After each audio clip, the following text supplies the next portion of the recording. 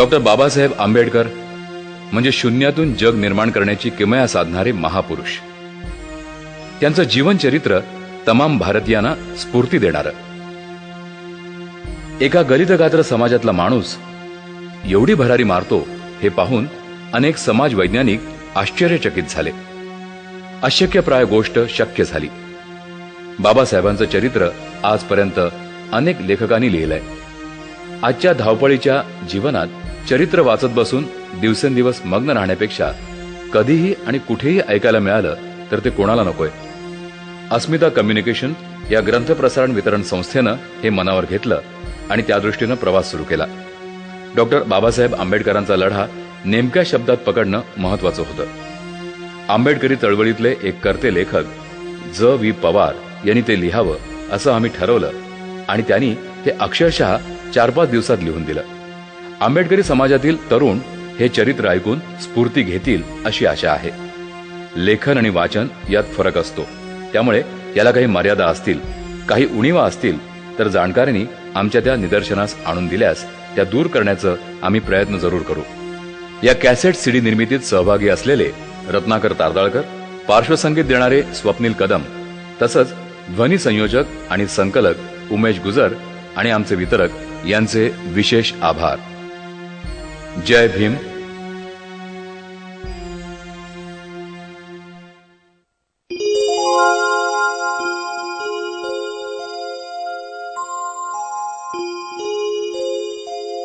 Doctor Babasaheb Ambedkar करोडो लोकांना गुलामगिरीतून मुक्त करणारे मुक्तिदाते. त्यांच्या जन्माआधी काळोखाचं साम्राज्य होतं.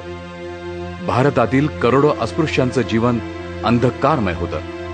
त्यांच्या पायात मनामनांच्या शृंखला बांधलेल्या होत्या.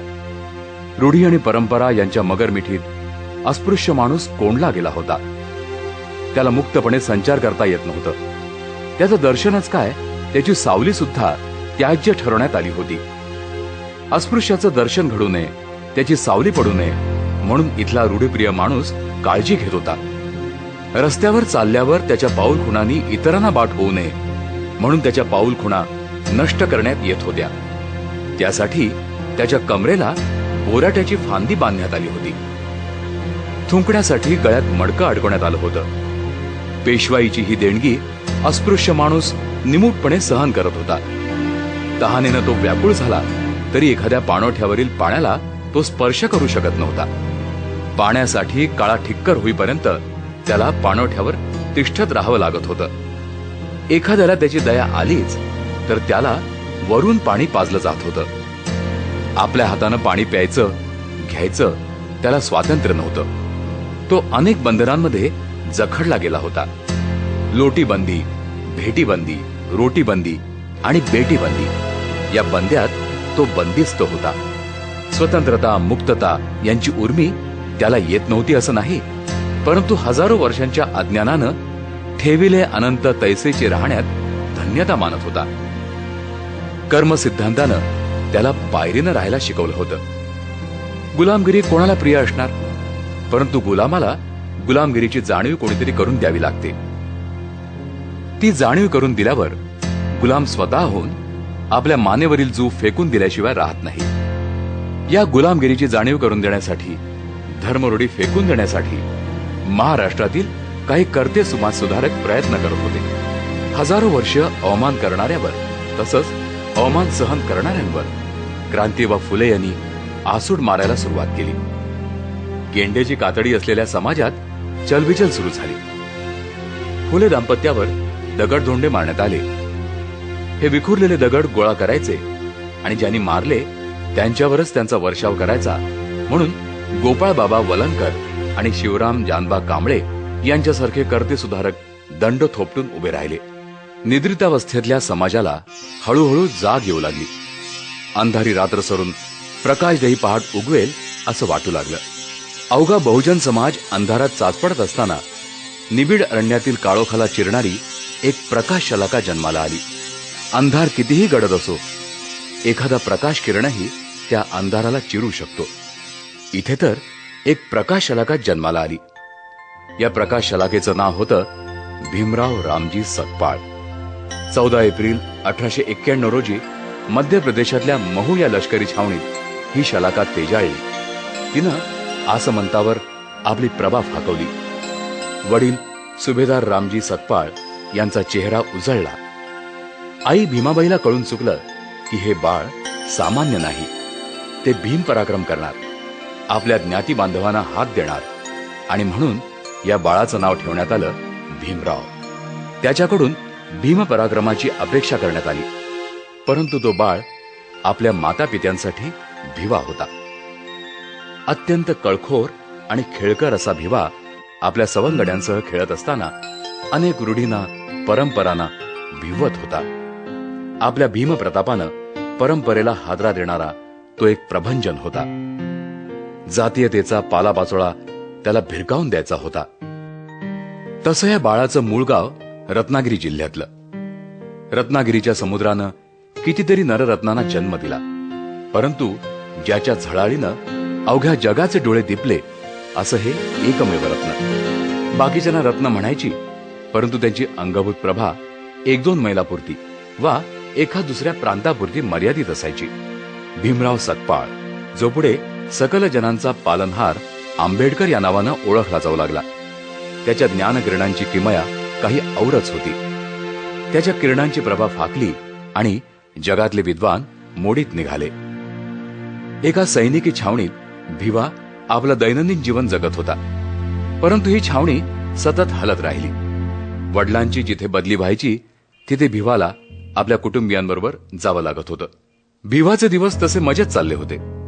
पण एक दिवस अचानक तो 5 वर्षांचा असताना, म्हणजे 1896 साली त्याच्या शिरावरचं एक छप्पर नष्ट झालं. आई भीमाईचा सातारा कॅम्पमध्ये मृत्यू झाला. भिवा आईच्या मायेला पारखा झाला. डोक्यावरील मायेची सावली नष्ट झाल्यामुळे त्याला रखरखत्या उन्हाची जाणीव झाली. आत्याच्या सावलीत, तिच्या कुशीत हा बाळ आपलं दुःख विसरण्याचा प्रयत्न करू लागला. आईच्या आठवणीनं डबडबलेले डोळे आत्याचा पदर ओलाचिंब करत होता. आत्याचे हात डोक्यावरून फिरू लागले की भिवाला हायसं वाटायचं, गर्द सावलीत बसल्याचं वाटायचं. भिवानं शिकावं, मोठं व्हावं, आपल्या समाजाचं पांग फेडावं असं सुभेदार रामजी बाबा यांना वाटायचं. परंतु त्यांची आर्थिक परिस्थिती चांगली नव्हती. परिस्थितीवर मात करून आपल्या भिवाला शिकवावं म्हणून अर्धी मूर्ती झोप घेऊन ते उठायचे आणि भिवाला अभ्यासाला बसवायचे. भिवा अभ्यास करायचा घरातल्या घासलेटच्या दिव्याच्या प्रकाशात, आणि भिवा झोपू नये म्हणून रामजी बाबा स्वतः जागे राहायचे. अत्यंत हलाखीत, कधी घासलेटच्या दिव्यावर तर कधी म्युनिसिपालिटीच्या दिव्याच्या प्रकाशात भिवाचा अभ्यास चाले. भिवा तसा मूळचाच हुशार असल्यामुळे 1908 साली मॅट्रिकच्या परीक्षेत पास झाला. अस्पृश्य समाजातील एक विद्यार्थी परिस्थितीवर मात करून मॅट्रिक पास होतो, ही एक अजब घटना घडली आणि म्हणून त्याचा सत्कार करण्याचं ठरलं.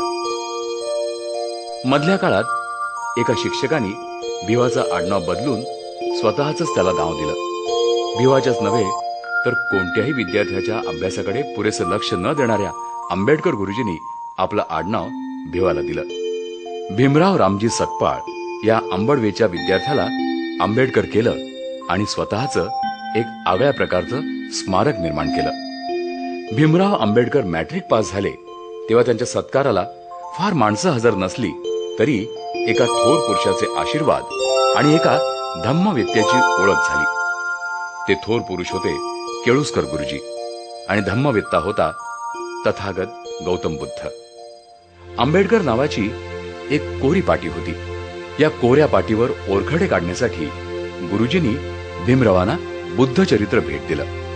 या बुद्धचरित्र नावाचा ओरखडा आंबेडकर नावाच्या कोऱ्या पाटीवर ओढला गेला आणि आयुष्यभर हा ओरखडा आंबेडकरांना अस्वस्थ करत राहिला. बुद्धचरित्रामुळे कधी काळी भारतात समता, स्वातंत्र्य, बंधुत्व नावाची चीज अस्तित्वात होती याची आंबेडकरांना जाणीव झाली. कालची समता आज असमतेत परावर्तित झाली होती.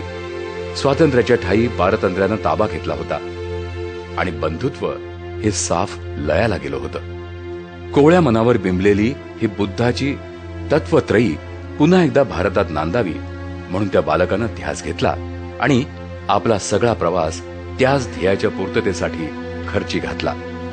भीमराव आंबेडकरांची ज्ञानतृष्णा वाढत गेली.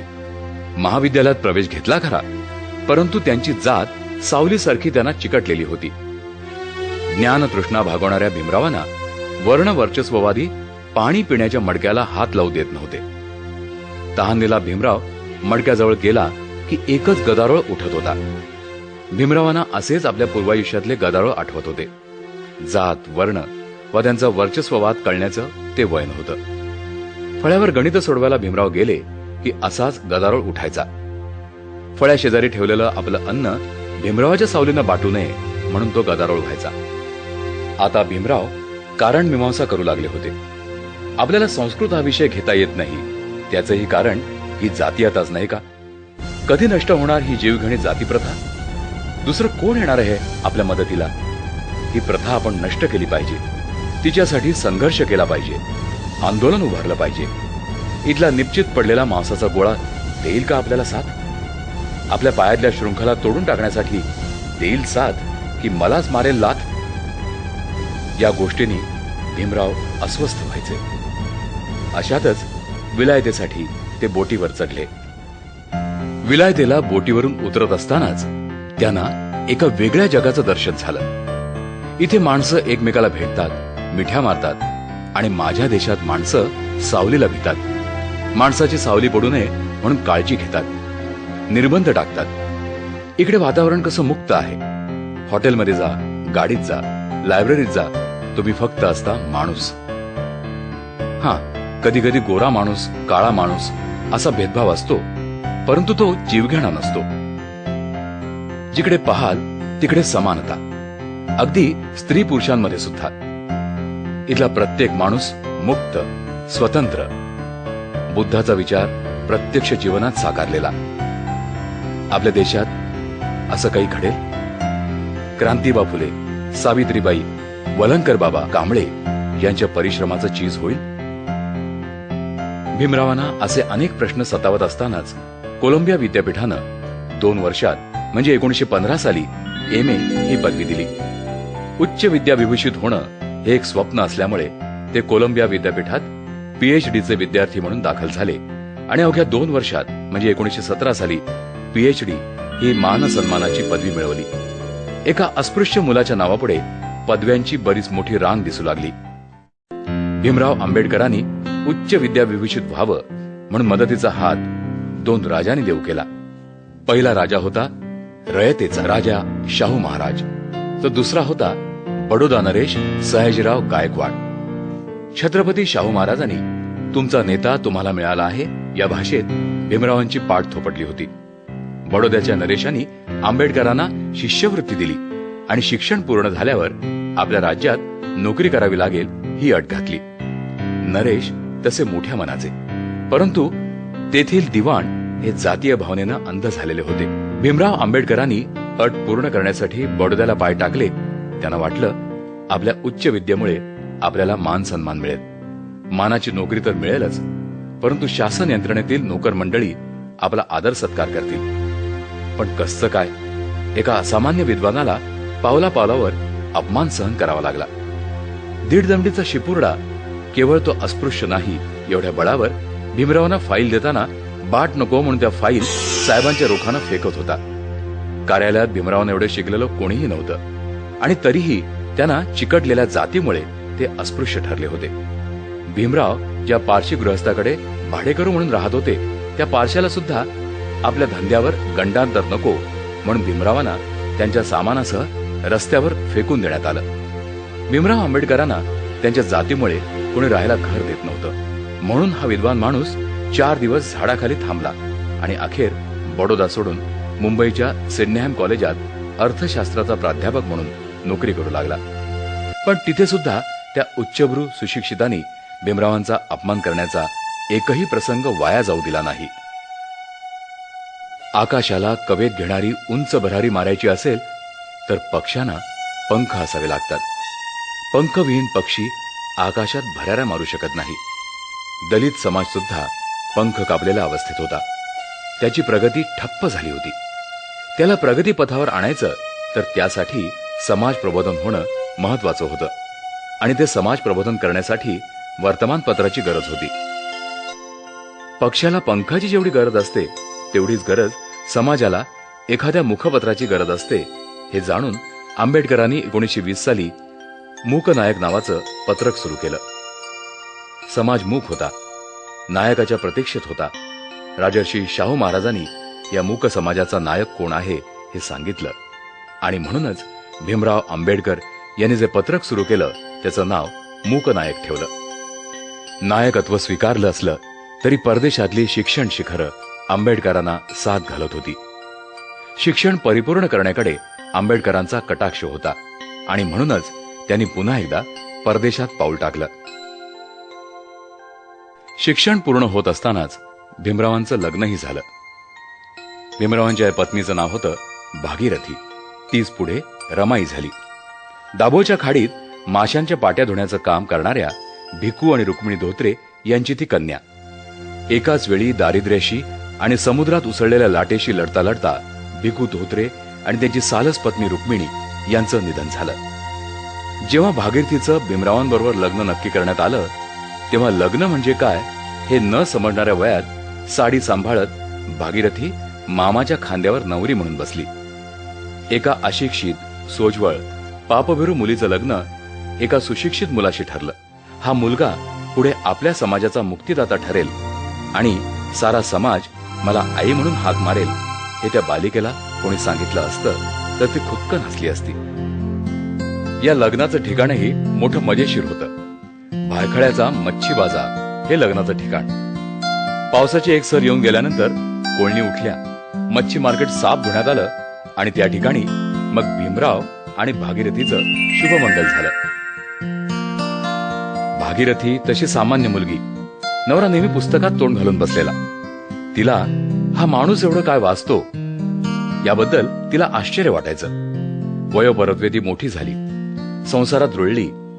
आपल्या नवऱ्यानंही इतरांसारखं संसारात लक्ष घालावं, बायकोला किंवा घरच्यांना हवं नको ते पाहावं असं तिला वाटे.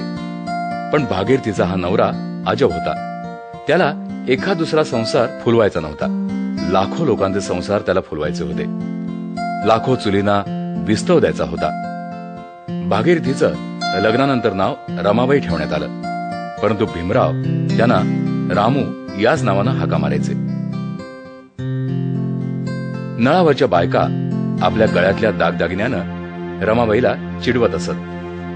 त्या म्हणत, अगं तुझा नवरा यासपास करणारा, सूटबूट घालणारा, मग अशी लंकेची पार्वती का तू? तुझ्या अंगावर दागदागिने नाहीत पण गळ्यात एकच डोरलं, ते बी काळ्या मण्याच्या पोतात अडकवलेलं. आमचे मंगळसूत्र बघ, सोन्याच्या चैनीतली. रमाबाईंना क्षणभर त्यांचं पटायचं, पण दुसऱ्या क्षणी त्यांना आपली करारी सासूबाई आठवायची. दागिने केले नाहीत म्हणून माहेरची माणसं भीमाबाईंना टोचून बोलत असत. अवमानाचा आवंडा गिळताना एकदा ती त्वेषानं म्हणाली होती, सोनं सुगत घालण्या एवढी श्रीमंती येईल तेव्हाच माहेरचं तोंड बघेन. स्वाभिमानाचा हा हुंकार रमाबाईंना शक्ती देत होता. नळावरच्या बायकांच्या तोंडाला उगाच लागण्यात अर्थ नाही, पण त्या बायका वारंवार चिडवायच्या आणि म्हणून रमाबाई एकदा उसळून म्हणाल्या, मना तुमच्यासारखं नट्याचं नाही. तुम्ही नटा ना, दागिना अंगभर घाला नाहीतर हातभर, मना काय त्याचं. माझा नवरा हाच माझा दागिना हाय. तो सुखी असला म्हणजे झालं. तो परदेशात शिक्षण घेतोय ना, मी काय दागदागिने करत राहू. रमाबाई खूप सोशिक होती. नवऱ्याच्या शिक्षणात खंड नको म्हणून त्या भल्या पहाटे उठून वरळीला शेणाच्या गोवऱ्या थापायला जात. उद्देश हाच की एवढ्या मोठ्या माणसाची बायको शेण्यात थापते म्हणजे त्याचा अवमानच. भल्या पहाटे उठून जात आणि काळोख पडला की घरी परत. नवऱ्याची नालस्ती होऊ नये, आपल्या परिस्थितीमुळे त्याच्या शिक्षणात खंड पडू नये म्हणून रमाई अर्धपोटी राहिली. कधी नुसतंच पाणी पिऊन दिवस कंठत होती. डॉक्टर भीमराव आंबेडकर नावाचा एक अस्पृश्य माणूस भल्या मोठ्या पदव्या घेऊन घरी येत आहे याचं समाधान ज्ञाती बांधवांना, सगळ्या सोयऱ्यांना झालंच, पण त्यापेक्षाही रमाईला झालं. साहेब आता येणार म्हणून त्यांच्या स्वागताला त्या लागल्या. ते तिकडे टेबलावर जेवायला बसत असतील, मग इकडे किमान पाट तरी नको का? त्यांना झोपायला गादी आणि मऊ उशी आणलीच पाहिजे. दिरानं सांगून काय हवं नको ते त्या बघत होत्या. खरं तर त्या फुलल्या होत्या. एकदाचं शिक्षण संपलं, आता आपला नवरा आपल्या जवळच राहणार यानं त्या मोहरल्या होत्या. स्वतःला एखादं नवं लुगडं घे असं दिरानं सांगून पाहिलं, परंतु मला साडी घेण्याऐवजी त्यांनाच एखादा शर्ट घ्या असं त्यांनी सांगितलं. मध्य मुंबईतल्या त्या वसाहतीला बाळसं आलं होतं. अखेर बोट मुंबई बंदराला लागली. भीमरावांच्या जय जयकारात मिरवणूक निघाली. आपला मुक्तिदाता आपल्या बरोबरच आहे हे त्या मिरवणुकीतल्या लोकांना कसं कळणार? रमाबाईच्या मनातल्या कळ्या फुलल्या, त्यांची फुलं झाली. नवऱ्याचं दर्शन झालं. आता हे दर्शन सतत घडणार असल्यामुळे त्या आनंदानं उल्लसित झाल्या होत्या. डॉक्टर भीमराव आंबेडकर आता समाजकार्यात प्रत्यक्ष उतरले होते. त्यांनी बहिष्कृत हितकारिणी सभा स्थापन केली. भारतात करोडो लोक बहिष्कृत आहेत. ज्यांना शाळेत आणि मंदिरात प्रवेश नाकारला होता त्या लोकांना त्यांना संघटित करायचं होतं. परंतु समाजात बहिष्कृत लोकांचेही पाठीराखे असतात हे जाणून अशा लोकांचे सहकार्य मिळवायचं म्हणून ही सभा स्थापन केली. ही सभा बहिष्कृतांची नव्हती तर बहिष्कृतांच्या हितकर्त्यांची होती. त्यामुळे तिच्यात अनेक पुरोगामी विचारांचे लोक एकत्रित झाले. यामध्ये चिमणलाल सेटलवाड सारखे लोक अग्रभागी होते. 4 ऑगस्ट 1923 ला तत्कालीन मुंबई राज्य विधिमंडळात एक महत्वाचा ठराव संमत करण्यात आला. विधिमंडळ म्हटलं की त्यात ठराव हे येणारच, परंतु त्यापैकी एखादा ठराव असा असतो की तो इतिहासाला कलाटणी देतो, एखाद्या समाजात आमूलाग्र बदल व क्रांती घडवतो. असाच एक ठराव राव बहादूर सीताराम केशव बोले यांनी मांडला. या ठरावाद्वारे सार्वजनिक ठिकाणचे पाणवठे अस्पृश्यांना मोकळे होणार होते. म्हणजे सार्वजनिक तळी, विहिरी, पाणवठे अस्पृश्यांना मोकळे झाले होते. बहिष्कृत हितकारिणी सभा कृतीशील होते की नाही हे पाहायचं आणि लढवय्या समाजाला लढण्यास उद्युक्त करावं म्हणून या ठरावाची अंमलबजावणी करण्याचं डॉक्टर भीमराव आंबेडकर यांनी ठरवलं आणि ते एखाद्या ठिकाणाच्या शोधाला लागले. डॉक्टर आंबेडकरांचे वंशज सैनिकामध्ये एक प्रकारची शिस्त असते आणि म्हणून ज्या गावी रिटायर्ड सैनिक मोठ्या प्रमाणात राहतात ते महाड हे गाव निश्चित करण्यात आलं. महाडच्या आसपास कार्यकर्त्यांचा जाळ पसरलेला होता. शिवाय मनुष्य कुमक मुंबईवरूनही नेता येऊ शकत होती. या महाडमधील चौदार हे तळ सार्वजनिक होतं. सुरबा टिपणीस सारखे प्रतिनिधी या शहराच्या नगरपालिकेत होते. चित्रे, सहस्त्रबुद्धे, नाईक वगैरे पुरोगामी लोकांचे आप्तेष्ट या विभागात राहत असल्यामुळे प्रचार यंत्रणा उभी राहू शकेल आणि पहिल्या जनलढ्यास लोकांचा मोठ्या प्रमाणात प्रतिसाद मिळेल या उद्देशानं भारताच्या सांस्कृतिक आणि सामाजिक क्रांतीच्या लढ्यास महाड शहर सिद्ध झालं. आसपासच्या खेड्यातील हजारो लोक हातात लाठ्या, काठ्या आणि 3 दिवसांच्या भाकऱ्या घेऊन महाडच्या चौदार तळ्याचं पाणी पिण्यास सज्ज झाले. चौदार असलेलं म्हणजे 4 दारांनी तळ्यात प्रवेश करता येतं असं हे तळ. परंतु या लढ्यानं अस्पृश्यांच्या लढ्याला चौदार केलं. पाणी सुद्धा पेट घेतं ही कवी कल्पना, परंतु इथं ती प्रत्यक्षात लोकांना अनुभवता आली.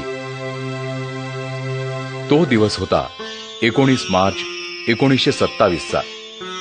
कुलाबा जिल्हा बहिष्कृत परिषदेच्या वतीनं महाडच्या चौदार तळ्यावर बोले ठरावाची अंमलबजावणी करण्यासाठी डॉक्टर आंबेडकर आपल्या निवडक सहकाऱ्यांसह महाडला पोहोचले. महाडला एखाद्या सैनिकी छावणीचं रूप आलं होतं, कारण आसपासचा अस्पृश्य समाज डॉक्टर आंबेडकरांच्या आदेशासाठी आसुसला होता. डॉक्टर आंबेडकरांनी आपल्या ओजस्वल भाषेत अस्पृश्यांच्या गतेतिहासाची उजळणी केली. या विभागातील अस्पृश्यांचा स्पृश्य लोकांवरही दरारा होता, कारण ते सैन्यात अधिकारी होते. लढवय्याची परंपरा असलेले हात आज पैनी मागतात, शिळं, उष्ट, खरकट अन्न खाण्यात धन्यता मानतात. याबद्दल डॉक्टर आंबेडकरांनी जोरदार भाषण केलं. ते आपल्या भाषणात म्हणाले, तुम्ही धरतीला भार आहात. तुम्ही जन्मताच मेलात का नाही? कारण तुमच्या या कर्तृत्वामुळे गुलामगिरीला प्रतिष्ठा मिळतीये. तुम्ही जन्मताच मेला का नाहीत? हे डॉक्टर आंबेडकरांचे शब्द बंदुकीच्या गोळीगत त्यांच्या कानांचे पडदे फाडत निघाले. आम्हीही पराक्रमी आहोत हे पटवून देण्यासाठी त्यांचे हात सरसावले होते. या कार्यक्रमासाठी राबणारे कर्मवीर संभाजी तुकाराम तथा दादासाहेब गायकवाड, आडरेकर, शिवराम जाधव, गुडेकर, सवादकर वगैरे प्रमुख मंडळी काही आदेश देतात का हे पाहत होते. परंतु आपण ज्या कामाला आलो तेच काम आधी करू असं आंबेडकर यांनी सांगितल्यावर चौदार तळ्याचं पाणी प्राशन करणाऱ्या ठरावाची दुसऱ्या दिवशी अंमलबजावणी करण्याचं ठरलं. त्याप्रमाणे लाईन लावून सभामंडप ते तळ अशी मिरवणूक निघाली. ही मिरवणूक साधी नव्हती. परंपरेनं चाललेल्या रूढीला जाळण्यासाठी ती निघाली होती. पाणी पिणं हे निमित्त असलं तरी त्यामुळे हिंदू संस्कृतीला तो एक दणका होता. ज्या पाणवठ्यावर कुत्री मांजरं सहज पाणी पित होती, इतर धर्मियांना मज्जा नव्हता, त्या पाण्याला हात लावणं हा गुन्हा होता. आणि हा गुन्हा जाणीवपूर्वक करण्यासाठी अस्पृश्य वर्ग हातात काठ्या घेऊन निघाला होता. या मोर्चाचं नेतृत्व अर्थातच डॉक्टर भीमराव आंबेडकर यांनी केलं होतं आणि त्यांना साथ दिली होती ती चित्रे, नाईक, सहस्त्रबुद्धे, टिपणीस यांनी, या स्पृश्य सहकार्यांनी. अत्यंत धीरगंभीरपणे पावलं टाकत भीमराव आंबेडकर एका दारानं तळ्याच्या काठावर वाकले. त्यांच्यासारखेच सर्व सहकारी चारही काठांवर पाण्याला स्पर्श करण्यासाठी वाकले. डॉक्टर आंबेडकरांनी प्रत्यक्ष पाण्याला हात लावतात ते पाणी थरारून उठलं. पाण्याचा गुणधर्म म्हणजे ते नेहमी समान पातळीत असतं, म्हणजेच त्याला समानता अभिप्रेत होती. या क्षणाच्या आधी जे जे आपल्याला स्पर्श करत ते सगळे असमानतावादी होते आणि म्हणूनच एका समतावाद्यानं स्पर्श करताच पाण्याला कंप सुटला. डॉक्टर आंबेडकरांनी आपल्या हाताने पाणी प्राशन केलं. कालपर्यंत कोणीतरी वरून वाढायचा, आज हा पायंडा नष्ट झाला होता. आपल्याच हातानं, आपल्या ओंजळीनं जोपर्यंत पाणी प्यायलं जात नाही तोपर्यंत तृष्णा शांत होत नाही. हजारो वर्षांची तृष्णा आज शांत झाली. अनेकांनी आयुष्यात पहिल्या प्रथमच एखाद्या सार्वजनिक ठिकाणचं पाणी स्वहस्ते पिण्याचा पराक्रम केला. इकडे हजारो लोकांनी पाणी पिऊन तृष्णा तृप्त केली. परंतु तिकडे गावात या पाण्यानं स्पृश्यांच्या मनात वणवा पेटवला. त्यांच्या अंगाची लाही लाही झाली. डॉक्टर आंबेडकरांनी धर्म बुडवला. आता त्याचं प्रायश्चित्त म्हणून त्यांना आणि त्यांच्या सहकाऱ्यांना चोप दिलाच पाहिजे या उद्देशानं गावभर दिंडी फिरवण्यात आली. अस्पृश्यांनी तळ बाटवलं. आता वीरेश्वराचं मंदिर बाटवणार आहेत असा अपप्रचार केला. या अपप्रचाराला हिंदू तेवढा बळी पडला आणि घनघोर युद्धाला सज्ज झाला. महाडमध्ये फिरणाऱ्या अस्पृश्यांना या गुंडांनी गाठलं आणि एकेकाला उंदराला चोपावं तसं चोपलं. रक्तबंबाळ झालेले अस्पृश्य डॉक्टर आंबेडकरांकडे दशास तसं करण्याची परवानगी मागत होते. खुद्द डॉक्टर आंबेडकर यांनाही दगडधोंडे लागले. तेही रक्तबंबाळ झाले. परंतु वळलेल्या मुठींना सैल करण्याची परवानगी त्यांनी दिली नाही.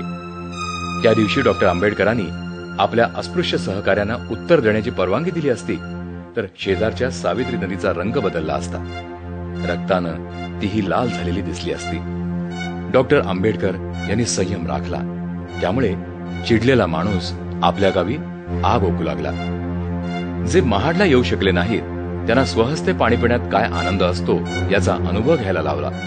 महाडचं पाणी थंड झालं, परंतु गावोगावच्या पाण्यानं भडका घेतला. स्पृश्य अस्पृश्य याचा लढा सुरू झाला.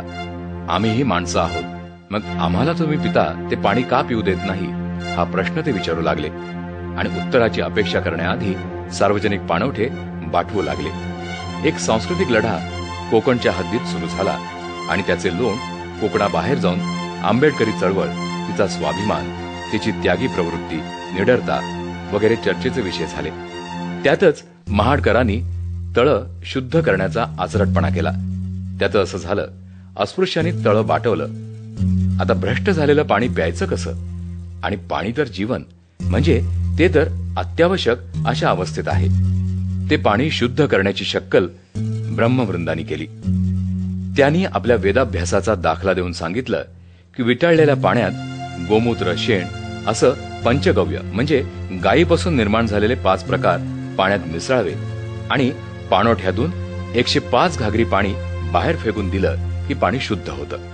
म्हणजे माणसानं हात लावला म्हणून पाणी बाटतं, तर पाण्यात गोमूत्र, शेण वगैरे मिसळलं की शुद्ध होतो, हा माणुसकीला काळीमा लावलेला प्रकार होता. या प्रकारामुळे डॉक्टर आंबेडकर अस्वस्थ तर झालेच, परंतु भयंकर संतापले. माणुसकीचा अवमान करणाऱ्या या प्रकाराविरुद्ध त्यांनी कोर्टाचे दरवाजे ठोठावले. अखेर खालच्या कोर्टानं नाकारलेला न्याय वरच्या कोर्टानं देऊन महाडच्या ब्रह्मवृंदाचे दात पाडले. महाडचा 19 आणि 20 मार्च 1927चा संघर्ष पुढे कोर्ट कचेऱ्यांपुढे आलेल्या धर्मवेत्यांच्या साक्षी, यामुळे महाराष्ट्राचं सामाजिक वातावरण घुसळून निघालं. ही घुसळण चालू ठेवण्यासाठी डॉक्टर भीमराव आंबेडकर यांनी बहिष्कृत भारत नावाचं नियतकालिक सुरू केलं. लढा टोकदार करण्यासाठी या मुखपत्रानं जोरदार लढा दिला. या बहिष्कृत भारत मधून जी घुसळण सुरू झाली ती प्रामुख्यानं महाडकरांची बाजू घेऊन भो भो करणाऱ्या भोपटकरांची चंपी करण्यासाठी. बहिष्कृत भारत हे डॉक्टर भीमराव आंबेडकरांनी शस्त्रासारखं वापरलं. त्यामुळे अनेक धर्म मार्तंडांना रणी लोळवलं. डॉक्टर आंबेडकरांचं नेतृत्व झळाळलं ते या वर्तमानपत्रातील सडेतोड लेखांमुळे. बहिष्कृत भारतातील अग्रलेख हे पेटते पलिते होते, परंतु त्यांची दखल मराठी वृत्तपत्र सृष्टीनं घेतली नाही. त्यामुळे टिळकांसारखे लेखक इतिहासाचे मानबिंदू ठरले. डॉक्टर आंबेडकर नाकारले गेले. काल ब्राह्मणी वृत्तपत्रांनी नाकारलेले पत्रकार डॉक्टर आंबेडकर आज आपल्या लेखणीच्या बळावर हृदयाचा ठाव घेत आहेत. महाडमध्ये मारामारी झाली आणि त्यात डॉक्टर आंबेडकर हे वाचले. ही बातमी मुंबईला येऊन थडकली आणि रमाईच्या हृदयाचे ठोके वाढले. महाडमध्ये विरोबाच्या डोंगरावर डॉक्टर आंबेडकर आहेत आणि त्यांना आपण आजच जीवे मारूया असा काही स्पृश्य गुंडांनी ठराव केला. परंतु डोळ्यात तेल घालून डॉक्टर आंबेडकरांचं संरक्षण करणाऱ्या अस्पृश्यांना ही गुप्त बातमी कळली आणि हाती कुऱ्हाडी घेऊन त्यांनी त्या रात्री डॉक्टर आंबेडकरांचं संरक्षण केलं. परंतु यातलं गुपित डॉक्टर आंबेडकरांना कळू दिलं नाही. जेव्हा ही बातमी डॉक्टर आंबेडकरांना कळली तेव्हा त्यांच्या डोळ्यातून अश्रू वाहू लागले. आपल्या सहकाऱ्यांचा त्यांना अभिमान वाटू लागला. परंतु इकडे मुंबईत या बातमीचा रमाईवर काय परिणाम झाला असेल याची डॉक्टर आंबेडकरांना कल्पनाही नव्हती.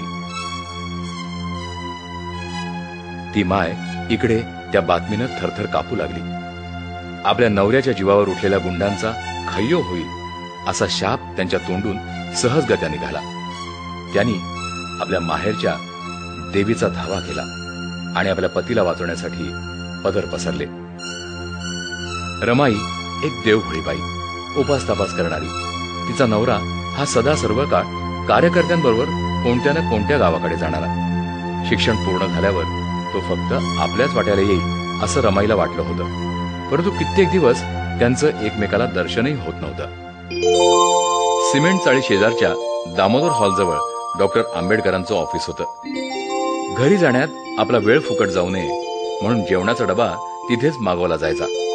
कधी कधी कामाच्या व्यापामुळे डबा न उघडताच तो परत जायचा, कारण डबा आणणं आणि परत करणं हे काम एका ठराविक वेळी ठराविक कार्यकर्त्यावर टाकण्यात आलं होतं. जड डबा पाहिल्यावर तो कार्यकर्ता आईसाहेबांना आज साहेब जेवले नाहीत हे सांगायचा आणि मग ते ऐकून रमाईच्या मनात शेकडो कारणं उभी राहायची.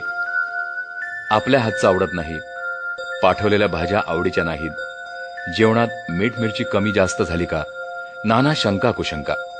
साहेब मात्र कार्यात मग्न राहिल्यामुळे डबा खायचं विसरायचे आणि एकदा भूक मेल्यावर खाण्याऐवजी डबा परत जायचा. कामाचा विशेषतः महाडच्या कोर्टाचा व्याप वाढल्यावर साहेबांचा डबा अनेक वेळा परत जाऊ लागला. आईसाहेब चिंतेनं खंगू लागल्या. त्यात ही महाडची जीवाचा थरकाप करणारी बातमी. ती मात्र इतकी भेदरली की तिनं जे अंथरूण धरलं ते अखेरपर्यंत सोडलं नाही. आपल्या नवऱ्याच्या यशासाठी उपास तपास करणारी रमाई, पण तिचा उपास चांगल्या कामाच्या आड आला नाही. एकदा डॉक्टर आंबेडकरांनी बोर्डिंग मधल्या मुलांना चांगलं जेवण देण्याच्या उद्देशानं मटणाचा बेत आखला. खरं तर याला निमित्त होतं रामजी बाबांच्या स्मृती दिवसाचं. बाबांच्या स्मृतिदिनी आईसाहेबांचा कडकडीत उपवास. परंतु डॉक्टर आंबेडकरांचा मनसुबा ऐकला आणि त्या मायेनं आपल्या उपासाच्या दिवशी मुलांना मटणाचं जेवण तयार करून वाढलं. आपणही 4 ठिकाणी जावं, तीर्थक्षेत्रांना भेटी द्याव्यात असं आईसाहेबांना वाटत होतं. त्यासाठी त्यांनी एकदा साहेबांकडे हट्ट धरला की त्यांना पंढरपूरच्या विठाई माऊलीचं दर्शन घ्यायचंच आहे. पंढरपूरला म्हणजेच विठोबांच्या पंढरीला जायचंच असा हट्ट केला. तेव्हा डॉक्टर आंबेडकर त्यांना म्हणाले, अगं आपण आपल्या सेवेच्या बळावर शेकडो पंढरपूर तयार करू. चंद्रभागा नदीच्या पात्रावर उभं राहिलेलं पंढरपूर चालत तुझ्या पायी येऊन पडेल. डॉक्टर आंबेडकरांनी नाही म्हटल्यावर आईसाहेबांचा नाईलाज झाला. परंतु पंढरपूरच्या भेटीचं शल्य त्यांच्या हृदयात काट्यासारखं बोचत राहिलं. महाडच्या क्रांतिकारक लढ्यामुळे डॉक्टर आंबेडकर हे महाराष्ट्राच्या समाज जीवनातलं एक असामान्य व्यक्तिमत्व म्हणून आकाराला आलं. लोटीबंदी तोडण्यासाठी महाडचा कार्यक्रम झाला. आता भेटीबंदी तोडण्यास नाशिक शहर सज्ज झालं. ज्या देवाच्या नावानं आपण उपासतापास करतो, त्यांची नावं धारण करतो, त्या आपल्या देवाला आपल्याला साधं भेटताही येत नाही, या बाबीनं अस्पृश्य समाज बिथरला होता. आता डॉक्टर भीमराव आंबेडकरांचं नाव डॉक्टर बाबासाहेब आंबेडकर झालं होतं. डॉक्टर बाबासाहेब आंबेडकरांनी आपल्या अनुयायांना प्रश्न केला, ज्या मंदिरात कुत्री जातात त्यांच्या भेटीला आपल्याला मज्जाव का? आपला बाट आणि कुत्र्या मांजराचा बाट नाही? म्हणजे आपण कुत्र्या मांजरापेक्षा हीन आहोत का? हा प्रश्न बाबासाहेबांनी नाशिककरांपुढे ठेवला आणि त्या प्रश्नाचं उत्तर त्यांच्याकडून मागितलं. नाशिककरांनी एकमुखी मागणी केली की कोणत्याही परिस्थितीत काळाराम मंदिरात प्रवेश करायचा आणि काळारामाचं दर्शन घ्यायचंच. मग त्यासाठी संघर्ष करायची वेळ आली तरी बेहत्तर. या नाशिक परिसरातील मुंबई स्थानिक कार्यकर्ते मोठ्या जोमानं कामाला लागले आणि 2 मार्च 1930 ही तारीख मंदिर प्रवेशासाठी मुकरर केली. डॉक्टर बाबासाहेब आंबेडकरांनी या लढ्याचं नेतृत्व स्वीकारलं. ते 2 मार्चला नाशिकला गेले, परंतु काळाराम त्या दिवशी कडेकुलपात बंद करण्यात आला होता. सरकारनं स्पृश्य लोकांचं ऐकून मंदिराला टाळं लावलं आणि तरीही मंदिर परिसर नाशिक पोलिसांनी बहरून गेला होता. त्या पोलिसांशी 2 हात करण्यास डॉक्टर आंबेडकरांचे अनुयायी अटेन्शन मध्ये होते. इथे सुद्धा महाडप्रमाणेच तुंबळ मारामारी झाली. बाबासाहेब आंबेडकरांवर दगडांचा वर्षाव करण्यात आला. डॉक्टर बाबासाहेब आंबेडकर रक्तानं न्हाले. रक्तबंबाळ बाबासाहेबांना पाहून अनेकांच्या डोळ्यात रक्त साकळलं, परंतु बाबासाहेबांनी पुन्हा एकदा डोळे बंद करून मार सहन केला. महाडची पुनरावृत्ती केली. लोकांना लढ्यास प्रवृत्त करणं हे बाबासाहेबांचं काम होतं आणि ते त्यांनी यशस्वी केलं होतं. महाड आणि नाशिक या शहरात अस्पृश्यांवर परंपरापुष्ट गुंडांनी केलेले अत्याचार सर्वश्रुत झाले. यात महत्वाची गोष्ट म्हणजे काँग्रेसनं पूर्णतः हिंदुत्ववाद्यांना सहकार्य केलं होतं. अस्पृश्यांना मार देण्यात काँग्रेसचे नेतेच आघाडीवर होते. त्यावेळची काँग्रेस ही टिळक संप्रदायी होती, त्यामुळे ती पुराणमतवादी होती. काँग्रेस हीच करी हिंदूंची एकमेव राजकीय शक्ती असं समजलं जात होतं. इतर धर्मियांचे राजकीय पक्ष होते, संघटना होत्या, परंतु स्पष्टपणे काँग्रेस हा हिंदूंचा पक्ष आहे असं म्हटलं जात नव्हतं. काँग्रेसचे सर्व कारनामे हे हिंदूंच्या हिताचे होते. डॉक्टर बाबासाहेब आंबेडकरांचा राजकीय उदय झाला होता. त्यांनी प्रथम आपण अहिंदू आहोत हे जाहीर केलं, कारण आम्ही हिंदू असतो तर हिंदूंनीच आम्हाला महाड आणि नाशिक इथे रक्तबंबाळ केलं नसतं. आम्ही आधीच काँग्रेसच्या गुलामगिरीत आहोत, त्यामुळे त्यांची गुलामगिरी वाढेल, कारण एक प्रकारची राजमान्यता मिळेल. भारतीय स्वातंत्र्याचा तपशील ठरवण्यासाठी गोलमेज परिषद सुरू झाली. या परिषदेवर गांधीजींनी बहिष्कार टाकला, परंतु या बहिष्कारानं काहीही साध्य होणार नाही. इंग्रज आपला निर्णय देतील तो निमूटपणे सहन करावा लागेल, ही आपत्ती येऊ नये म्हणून काँग्रेसनं आपला बहिष्कार उठवला. त्यांचं मागणं एकच होतं, मुस्लिम वा इतर धर्मियांना कितीही झुकतं माप द्या, त्याला आम्ही पाठिंबा देऊ, परंतु अस्पृश्यांना हिंदूंपासून वेगळं ठरवू नका. अस्पृश्यांना जे काही द्यायचं ते आम्ही देऊ, कारण अस्पृश्य हे हिंदू धर्मीय आहेत. या काळात गांधीजींनी अत्यंत दांभिक भूमिका घेतली. अल्पसंख्याक समितीपुढे साक्ष देण्याच्या आदल्या रात्री आगा खान यांची त्यांनी भेट घेतली. जाताना बरोबर कुराणाची प्रत घेऊन गेले. आगा खानानं कुराणावर हात ठेवून शपथ घेतली की तुम्ही ज्या मागण्या मागाल त्याला आम्ही पाठिंबा देऊ. परंतु डॉक्टर आंबेडकर यांच्या मागण्यांना प्रखर विरोध करूया. पुढे अनेक वर्षांनी पाकिस्तान निर्मिती झाली. त्याला काँग्रेस पक्ष कसा जबाबदार होता याचं हे उदाहरण. म्हणजे मुस्लिम लीगनं कोणत्याही अवास्तव मागण्या मागितल्या तरी त्यांना काँग्रेसचं पाठबळ मिळणार होतं.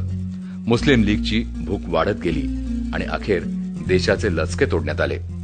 गांधीजींच्या कुराण शपथ प्रकरणी डॉक्टर आंबेडकरांनी अत्यंत कटू प्रतिक्रिया दिली.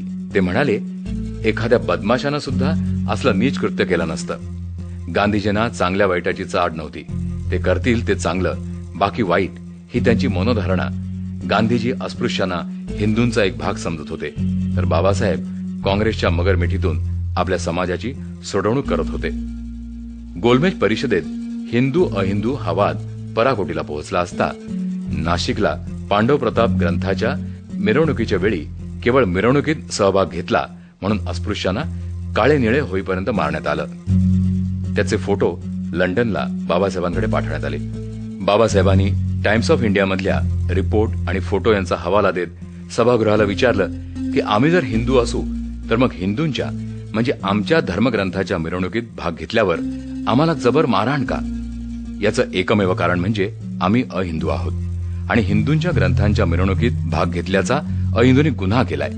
बाबासाहेबांच्या या तार्किकतेला गांधीजींकडे उत्तर नव्हतं. राऊंड टेबल कॉन्फरन्सच्या प्रमुखाला सुद्धा आंबेडकर हे अहिंदू आहेत हे मानण्याशिवाय पर्याय राहिला नाही. डॉक्टर बाबासाहेब आंबेडकर यांनी आपल्या अमोघ वक्तृत्वानं आणि ऐतिहासिक पुराव्यांच्या आधारे भारतातील अस्पृश्य हे अहिंदू आहेत हे मान्य करून घेतलं आणि म्हणूनच त्यांना स्वतंत्र मतदारसंघ मिळाला. हा गांधीजींचा घोर पराभव होता. डॉक्टर आंबेडकरांचा दैदिप्यमान विजय होता. भारतातील करोडो लोकांच्या बंधमुक्ततेचा त्यामुळे क्षण जवळ आला. इंग्लंडमध्ये कम्युनल अवॉर्ड किंवा जातीय निवाडा झाला. त्यावर गांधीजींनी मान्यता दिल्याबद्दल सही केली. परंतु भारतात आल्यावर मात्र त्यांनी घुमजाव केलं. गांधीजींची ही प्रवृत्ती अस्पृश्यांच्या परिचयाची होती आणि म्हणूनच गांधीजी इंग्लंडवरून पहिल्या प्रथम म्हणजे 28 डिसेंबर 1931 ला मुंबईत पाय टाकण्यासाठी बोटीतून आले तेव्हा गांधी मुर्दाबाद, आंबेडकर जिंदाबाद अशा घोषणा सुरू झाल्या आणि दोन गटात तुंबळ युद्ध झालं. बाबासाहेबांनी विलायतेत भारतातील अस्पृश्यांसाठी स्वतंत्र मतदारसंघ मिळवला. परंतु या कम्युनल अवॉर्ड किंवा जातीय निवाड्यामुळे गांधीजी अस्वस्थ झाले. त्यांनी ब्रिटिश सरकारविरुद्ध नेहमीचं उपोषणाचं अस्त्र उगारलं. सरकारनं गांधीजींना पुण्याच्या येरवडा जेलमध्ये ठेवलं. गांधीजींनी त्याच ठिकाणी आपलं आमरण उपोषण सुरू केलं. गांधीजी हे अस्पृश्यांचे हितचिंतक असल्याचे प्रसार माध्यमांनी घोषित केलं. परंतु डॉक्टर बाबासाहेब आंबेडकरांविरुद्ध त्यांनी मिळवलेल्या स्वतंत्र मतदारसंघामुळे उपोषणास बसलेल्या गांधीजींचं मूळ स्वरूप स्पष्ट झालं. ते दलित विरोधी नसते तर दलितांना मिळालेल्या विशेष अधिकारांविरुद्ध उपोषणास बसलेच नसते. सत्सद विवेकबुद्धी जागृत असलेल्या भारतीयांनी गांधीजींचा तीव्र भाषेत निषेध केला. त्या काळात गांधीजी म्हणजे काँग्रेस आणि काँग्रेस म्हणजे देश असं समीकरण अस्तित्वात होतं. गांधीजी डॉक्टर बाबासाहेब आंबेडकरांविरुद्ध होते. याचा अर्थ सर्व भारत बाबांच्या विरुद्ध होता आणि अशातच उपोषणास बसलेल्या गांधीजींची तब्येत खालावली. त्यांना देशभरच्या लोकांकडून सहानुभूती मिळू लागली. गांधीजींना सहानुभूती आणि डॉक्टर आंबेडकरांना शिव्याशाप. गांधीजींचे प्राण महत्वाचे होते. गांधीजी तिकडे पुण्यात आणि देशभरचे मोठे नेते बाबासाहेबांच्या मानधरणीला मुंबईला. डॉक्टर बाबासाहेबांनी स्वतंत्र मतदारसंघ नाकारावा, अस्पृश्यांना हिंदू धर्मीय समजण्यात यावं म्हणून बाबासाहेबांना विनवणी करण्यात येत होती. अस्पृश्यांना हिंदू समजण्यात आलं तर त्यांचं भवितव्य हिंदूंच्या हाती जाईल आणि याला बाबासाहेबांचा विरोध होता. त्यांना फारच आग्रह धरण्यात आला. तेव्हा त्वेषानं ते म्हणाले, समोरच्या विजेच्या खांबाला मला लटकवा, परंतु मी माझ्या लोकांच्या भवितव्याशी खेळणार नाही.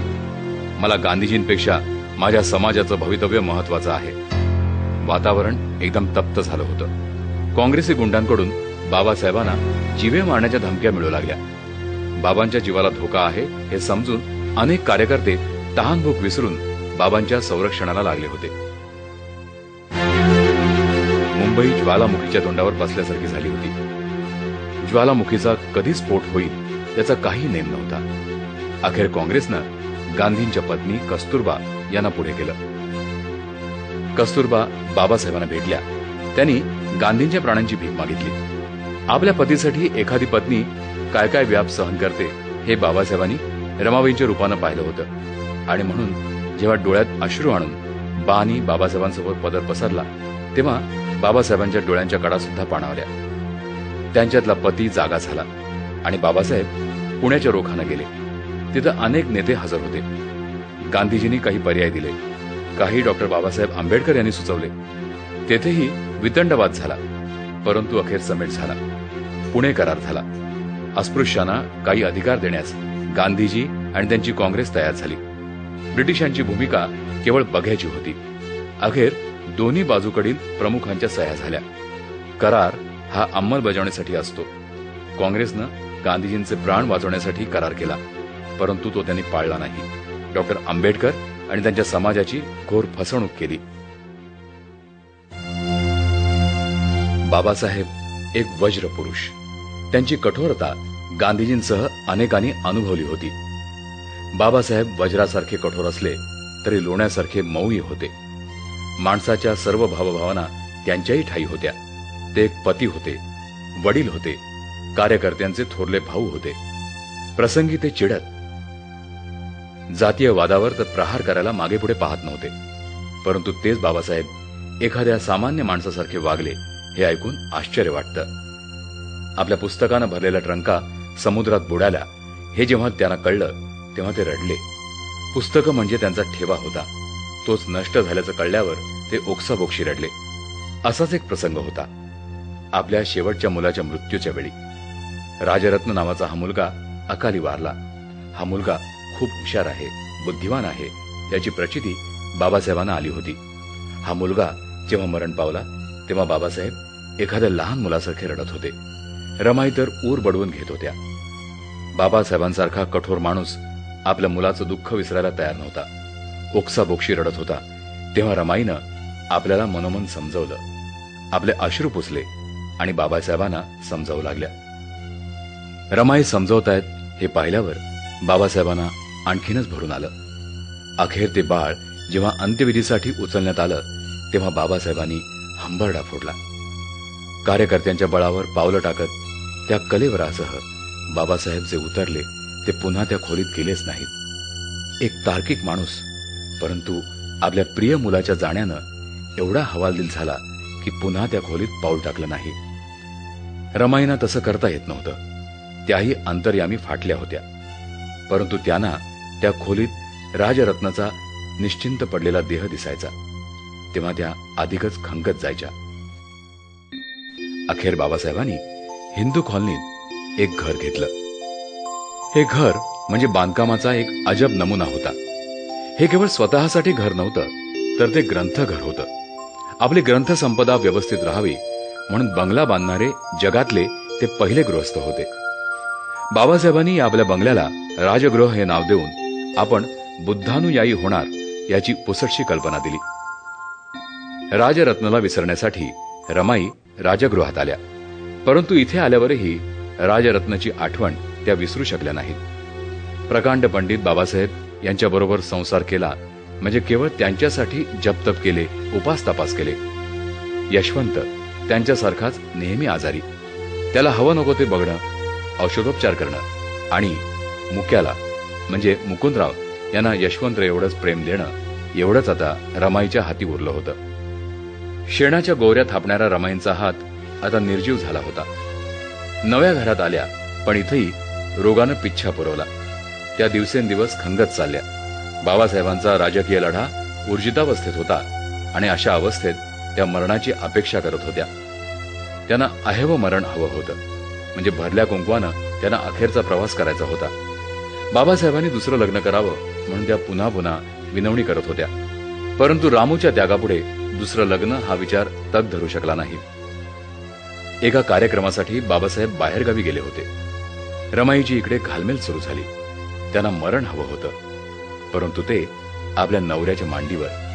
अखेर 27 मे रोजी बाबासाहेब आले. त्याने कृश झालेल्या रमाईचं डोकं आपल्या मांडीवर घेतलं.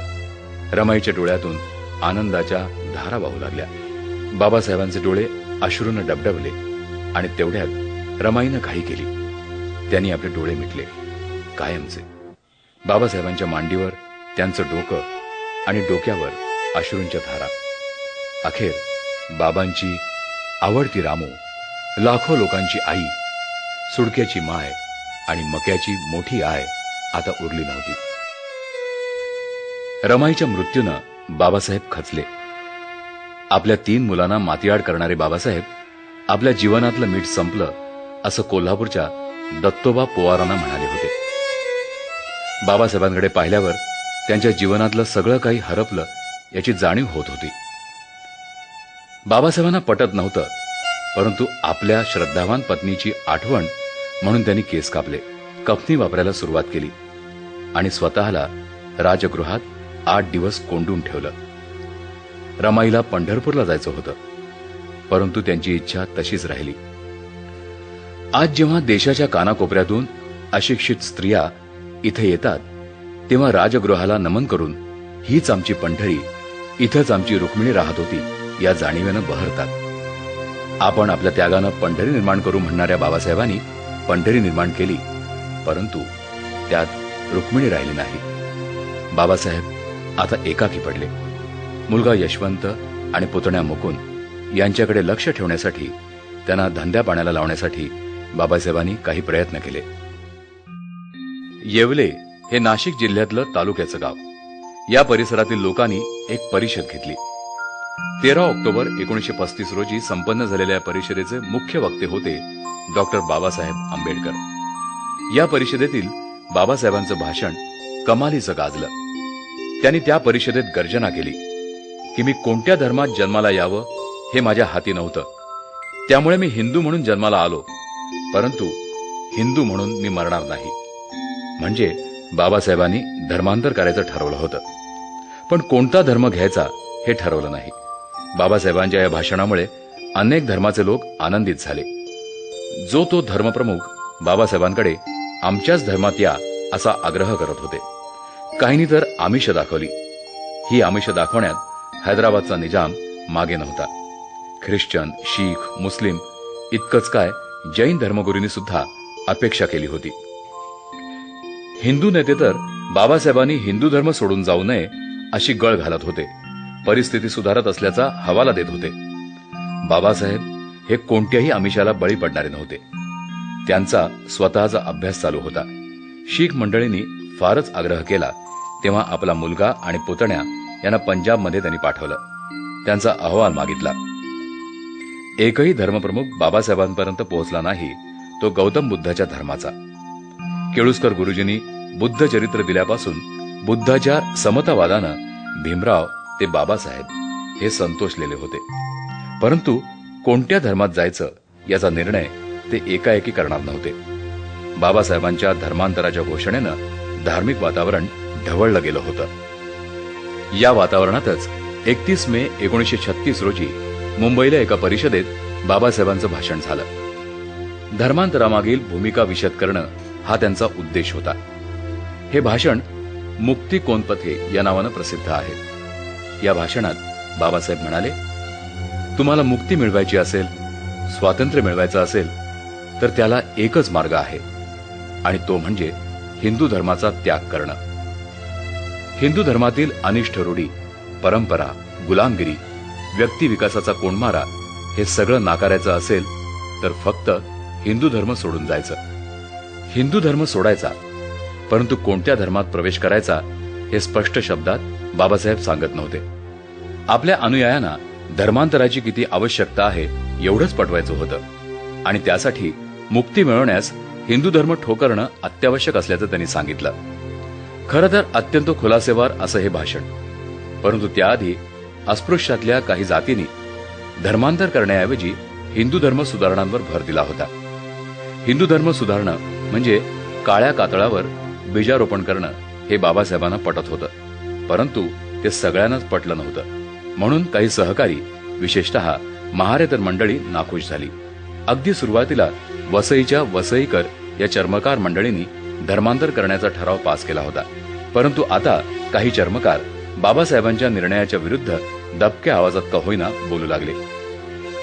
बाबासाहेब एका जाती जमातीचे नेते नव्हते, त्यामुळे धर्मांतर फक्त एका जातीपुरतच मर्यादित राहावं हे बाबासाहेबांना मान्य नव्हतं. चर्मकार समाजातील अनेक कार्यकर्ते बाबासाहेबांच्या खांद्याला खांदा देऊन लढत होते.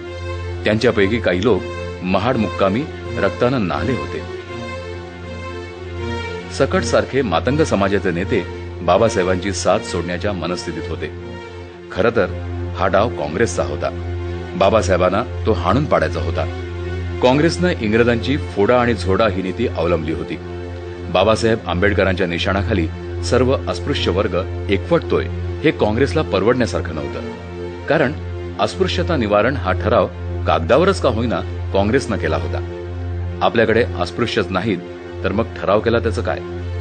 अस्पृश्य नसतील तर हा पक्ष केवळ उच्चवर्णीयांचाच आहे हा जो समज होता त्यालाच बळकटी येईल.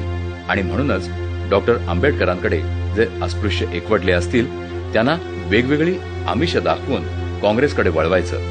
त्यांना धर्मांतर हे निमित्त मिळालं आणि त्यांनी बाबासाहेबांना सोडून जाण्यास सुरुवात केली. याच दरम्यान प्रथम निवडणूक झाली. 1935च्या रिप्रेझेंटेटिव्ह ऍक्ट वा प्रतिनिधित्व कायद्यानुसार ही निवडणूक होणार होती आणि त्यात बाबासाहेब स्वतंत्र मजूर पक्ष या नावानं उतरले होते. हा पक्ष एका जातीचा वा धर्मापुरता मर्यादित नव्हता. समस्त कामगारांच्या भल्यासाठी झटणारा हा पक्ष होता. या पक्षाचे नेते बाबासाहेब आंबेडकर असले तरी अनेक अस्पृश्यांनी या पक्षात प्रवेश केला, उमेदवारी घेतली आणि निवडूनही आले. 1927 साली बाबासाहेब मुंबई कौन्सिलचे मेंबर होते, परंतु ते लोकनियुक्त नव्हते. सरकारनं नॉमिनेट करणं आणि जनतेनं निवडून देणं यात फरक असतो. बाबासाहेबांना आणि त्यांच्या 15 सहकाऱ्यांना स्वतंत्र मजूर पक्ष या नावानं विधिमंडळात निवडून दिलं होतं. बाबासाहेबांबरोबरच दादासाहेब गायकवाड, R.R. भोळे वगैरे मंडळी आमदार झाली होती. 2 वर्षापूर्वी येवले येथे धर्मांतराची घोषणा केल्यावर 31 मे 1936 रोजी एक ऐतिहासिक भाषण करून धर्मांतराची घोषणा करणारे बाबासाहेब राजकारणाच्या चरख्यात सापडले. नव्हे, त्यांनी ते स्वतःहून ओढवून घेतले, आमदार झाले आणि शासनाला एकापाठोपाठ निर्णय घ्यायला भाग पाडले. डॉक्टर बाबासाहेब आंबेडकर आमदार म्हणून कार्यरत असताना मुंबई सरकारला जेरीला आणण्याचं काम केलं. गुलामगिरीचं प्रतीक असलेली खोती पद्धती नष्ट करण्यासाठी सभा, संमेलनं, परिषदा घेतल्या. विधिमंडळात खोती विरुद्ध बिल आणलं. खोती पद्धती म्हणजे स्पृश्यांनी अस्पृश्यांवर लादलेली गुलामगिरी होती. ही गुलामगिरी नष्ट व्हावी असं वाटत असेल तर खोती पद्धतीचा नायनाट करणं अत्यावश्यक होतं. खोती वा खोत हा प्रकार प्रामुख्यानं कोकणात होता. इथले खोत अस्पृश्यांना हीन दिन वागवायचे. त्यांचं आयुष्य खोतांची चाकरी करण्यातच जात होतं. या चाकरीला कोणत्याही प्रकारची वैधानिकता नव्हती, कायदा नव्हता. म्हणून खोती पद्धतीला विरोध करणं आवश्यक ठरलं. हा विरोध संघटित व्हावा आणि स्पृश्य मंडळींचा पाठिंबा मिळणं आवश्यक होतं आणि म्हणूनच चिपळूण, देवरुख, कणकवली इत्यादी ठिकाणी परिषदा घेतल्या. खोती विरुद्ध जनमत तयार केलं आणि अखेर खोती पद्धत नष्ट केली. बाबासाहेब मुंबई विधानसभेत खोती विरुद्ध लढत होते तेव्हाच कामगार विरोधी काळा कायदा चर्चेला आला. या कायद्यानं कामगारांचा संप करण्याचा हक्क हिरावून घेण्यात आला होता. या कायद्याविरुद्ध कामगार जनमत तयार करणं आवश्यक ठरलं. तसे डॉक्टर बाबासाहेबांचे अनेक सहकारी या बिलाविरुद्ध होते. आंदोलनाचा दणका दिल्याशिवाय हे काळा बिल मागे घेतलं जाणार नाही हे जाणून 7 नोव्हेंबर 1938 रोजी मुंबई बंद ठेवण्यात आली.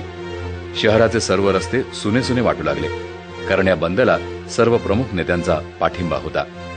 एका संघटनेनं बंद पुकारला की तो हाणून पाडायला दुसरी एखादी संघटना कंत्राट घेते, तसा तो काळ नव्हता. एकही प्रमुख नेता या बंदच्या विरुद्ध नव्हता. हा संप डॉक्टर बाबासाहेब आंबेडकरांच्या नेतृत्वाखाली असला तरीही त्यात श्रीय डांगे, S.S. मिरजकर, परुळेकर, निमकर इत्यादी नेते सहभागी झाले होते. या कायद्याचं नाव जरी औद्योगिक कलह विधेयक हे असलं तरी त्यात कामगारांचा संप करण्याचा अधिकार हिरावून घेण्यात आला असल्यामुळे त्याला कामगारांच्या नागरिक स्वातंत्र्याच्या गळचेपीचा कायदा असंच म्हणणं युक्त ठरेल असं बाबासाहेबांचं म्हणणं होतं. विधिमंडळात जमनादास मेहता आणि डॉक्टर आंबेडकर यांनी सरकारला धारेवर धरलं, परंतु हे बिल पास करायचंच असं काँग्रेस सरकारनं ठरवल्यामुळे ते हाऊसमध्ये पास झालं. असं असलं तरी रस्त्यावर त्याचे दिंडवडे काढण्यात आले. 7 नोव्हेंबरचा तो संप सगळ्यांनी मोठ्या प्रमाणावर यशस्वी केला. या संपामुळे डॉक्टर भीमराव आंबेडकर हे कामगार नेते म्हणून उदयाला आले. ते कामगारांचे कैवारी असल्याचं स्पष्ट झालं. एवढंच नव्हे तर देशभराच्या कामगारांशी त्यांचं नातं जुळलं. पुढे महाराज्यपालांच्या मंत्रिमंडळात त्यांना लेबर मेंबर म्हणून घेण्यात आलं. त्याची बीजही याच संपात दिसून येतात. केवळ अस्पृश्यांसाठी लढणारे बाबासाहेब आता कामगारांच्याही प्रश्नावर लढू लागले. कामगारांची कोणती जात आहे हे त्यांनी पाहिलं नाही. कामगारांच्या न्याय हक्कासाठी लढणं हे त्यांनी आपलं जीवित कार्य ठरवलं. बाबासाहेब सामान्य माणसासाठी झटत आहेत हे पाहून सामान्य माणूसही बाबासाहेबांना भजू लागला. त्याचे बाबासाहेबांवर अगाध प्रेम होतं. या प्रेमापोटीच त्यांची 50वी जयंती 14 एप्रिल 1942 पासून सुरू झाली आणि ती मुंबईतील प्रत्येक वसाहती, उपनगरातील सर्व वस्त्या, पुणे, नागपूर, औरंगाबाद, नाशिक, नगर वगैरे ठिकाणी दिवाळी साजरी होऊ लागली. या जयंती सभांमध्ये बाबासाहेबांवर स्तुतिसुमनं उधळण्याची एक प्रकारे शर्यत लागली होती. आचार्य मो वा दोंदे, बॅरिस्टर जयकर, MC राजा, श्री म माटे, पान राजभोज, केशवराव जेधे, बापूसाहेब गुप्ते, R भोळे, गणपतराव नलावडे, पोपटलाल शहा यामध्ये आघाडीवर होते. त्यांनी डॉक्टर आंबेडकरांच्या कर्तृत्वाचे पोवाडे गायले. अनेक आठवडे जयंती साजरी करून जनतेनं बाबासाहेबांप्रती आपुलकी आणि प्रेम दाखवलं. त्यांच्या कार्याची स्तुती केली. त्याचप्रमाणे ब्रिटिशांनी सुद्धा बाबासाहेबांच्या कार्याची कदर करून त्यांना 2 जुलै 1942 रोजी महाराज्यपालांच्या कार्यकारी मंडळात घेण्यात आलं. महाराज्यपालांच्या कार्यकारी मंडळात 14 हिंदी तर 5 युरोपियन सदस्य होते. त्या 14 पैकी डॉक्टर भीमराव रामजी आंबेडकर हे एक होते. डॉक्टर आंबेडकरांकडे लेबर खातं दिलं, कारण त्यांच्याच हाती कामगार सुखरूप राहतील व त्यांचं भवितव्य अबाधित राहील हे महाराज्यपालांना पटलं होतं. डॉक्टर बाबासाहेब आंबेडकरांनी आपल्या अथक परिश्रमानं आपल्या वेगवेगळ्या संकल्पना राबवून महाराज्यपालाच्या विश्वासाला पात्र ठरले. डॉक्टर भीमराव आंबेडकर एक अस्पृश्य माणूस. त्याला शिक्षण, प्रतिष्ठा, मान सन्मान यापासून काही योजनेत दूर ठेवलं होतं. अवमानाचं विष पचवून शिपुर्ड्यांचाही तिरस्कार सहन करत आपल्या ज्ञाती बांधवांची, दलितांची, पीडितांची, श्रमिकांची सेवा करत करत एका अत्युच्च पदाला ते पोहोचले. महाराज्यपालांच्या कार्यकारी मंडळातील सदस्य बनले. ही बाब साधी नव्हती. बाबासाहेब मजूर मंत्री झाले आणि त्यांनी फार दूरचा विचार करून काही निर्णय घेतले. त्यातला एक महत्वाचा निर्णय म्हणजे कामगार विनिमय केंद्र किंवा एम्प्लॉयमेंट एक्सचेंजची स्थापना. महाराज्यपालांच्या कार्यकारी मंडळाचे सदस्य असताना बाबासाहेब गांभीर्यानं विचार करत होते तो उच्च शिक्षणाचा. प्राथमिक व माध्यमिक शिक्षणाची काही प्रमाणात जबाबदारी सरकारनं घेतली होती, परंतु उच्च शिक्षण नाममात्र होतं. हे उच्च शिक्षण देण्यासाठी एज्युकेशन संस्था निर्माण करून त्यामार्फत महाविद्यालयीन शिक्षण देणं आवश्यक होतं. त्यासाठी बाबासाहेबांनी पीपल्स एज्युकेशन सोसायटी स्थापन केली आणि 1946 सालीच आनंद भवन, बुद्ध भवन या इमारती घेऊन त्यात Siddharth college of arts and science हे महाविद्यालय सुरू केलं. मुंबई येथील तरुणांच्या उच्च शिक्षणाची त्यांनी व्यवस्था केली. कालांतरानं त्यांनी औरंगाबाद इथे मिलिंद महाविद्यालय स्थापन केलं. मराठवाड्यात त्यांनी सुरू केलेलं शैक्षणिक कार्य एवढं फोफावलं की लवकरच त्यांचं नियंत्रण करण्यासाठी एका विद्यापीठाची आवश्यकता भासली. 1947 साली भारत स्वतंत्र झाला. ब्रिटिशांनी राजसत्ता सोडली, परंतु सत्तेवरली आपली पकड सैल होऊ दिली नाही. महाराज्यपाल जाऊन तिथे पंतप्रधान आला, परंतु राजकारणाचा ढाचा हा ब्रिटिश धार्जिनात झाला. 1947 नंतर सर्वपक्षीय मंत्रिमंडळ अस्तित्वात आलं. या पहिल्या मंत्रिमंडळात बाबासाहेबांचा समावेश झाला. स्वतंत्र भारताचे ते पहिले विधिमंत्री झाले. 1947 साली भारत स्वतंत्र झाला असला तरी राजाचं स्वरूप, राज्याचं संविधान हे सगळे सोपस्कार होणार होते. राष्ट्रपती डॉक्टर राजेंद्र प्रसाद यांच्या अध्यक्षतेखाली घटना समिती स्थापन करण्यात आली, परंतु या समितीत डॉक्टर बाबासाहेब आंबेडकरांचा समावेश होऊ नये म्हणून दारच काय खिडक्या सुद्धा बंद करण्यात आल्या होत्या. बाबासाहेबांना या संविधान समितीत काम करायचं होतं, परंतु त्यांचा नाईलाज झाला. काँग्रेसवाल्यांनी त्यांना प्रत्येक ठिकाणी विरोध केला. अखेर पश्चिम बंगाल येथील नामशुदांचे नेते जोगेंद्र मंडल यांच्यामुळे घटना समितीत त्यांचा समावेश झाला. बाबासाहेबांना आनंद झाला, परंतु हा आनंद फार काळ टिकला नाही. कारण हा भाग पूर्व पाकिस्तानात गेल्यामुळे प्रतिनिधित्व संपुष्टात आलं. अखेर बॅरिस्टर जयकर यांच्यासारख्याने पुढाकार घेऊन बाबासाहेबांना घटना समितीचं सदस्य केलं. बाबासाहेब 100 लोकांपैकी एक होते. परंतु प्रत्यक्ष मसुदा समितीची स्थापना झाली तेव्हा या समितीनं डॉक्टर बाबासाहेबांना उपसमितीमध्ये समाविष्ट करून घेतलं. काही दिवसांनी ते त्या उपसमितीचे चेअरमन झाले. थोडक्यात ज्याला खिडक्यादारं बंद करण्यात आली त्यालाच संविधानाचा मनोरा निर्माण करावा लागला. बाबासाहेबांनी तो अथक परिश्रमानं पार पाडला. डॉक्टर बाबासाहेब हे संविधान समितीचे अध्यक्ष झाले. त्यांना काही सहकार्य देण्यात आले. परंतु एक BN राव सोडले तर इतरांनी विशेष असं सहकार्य केलं नाही. एवढी मोठी जबाबदारी एकट्या डॉक्टर आंबेडकरांनी स्वीकारली त्याबद्दल नोव्हेंबर 1949 मध्ये डॉक्टर राजेंद्र प्रसाद यांनी कृतज्ञता व्यक्त केली.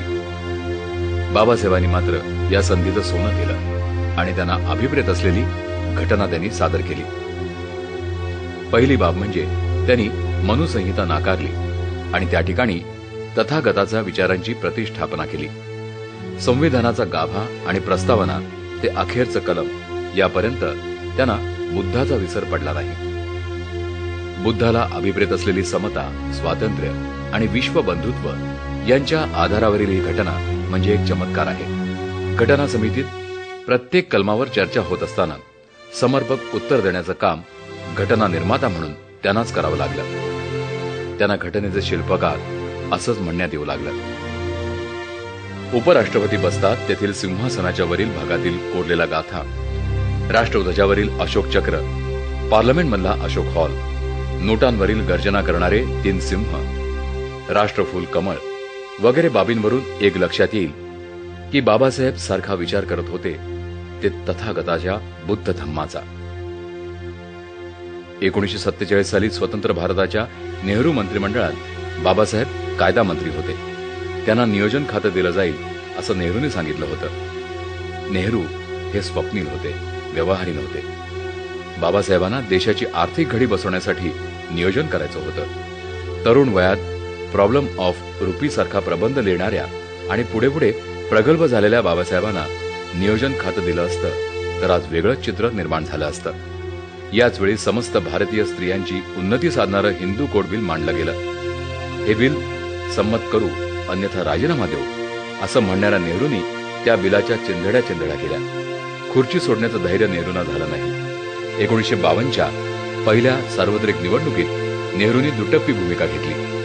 हिंदू कोड बिलाचा विरोध करणाऱ्या काटजू यांना संसदेवर निवडून आणलंच, परंतु त्यांना त्याचं बक्षीस म्हणून गृह खातंही दिलं.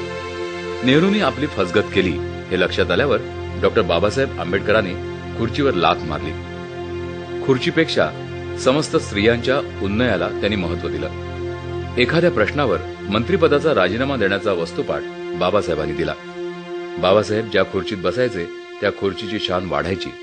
त्या खुर्चीवरून ते उतरले की ती खुर्ची मातीमोल व्हायची. कोणतीही खुर्ची त्यानं मोठं करू शकत नव्हती. त्यांच्यासमोर सर्वच खुर्च्या खुज्या ठरायच्या.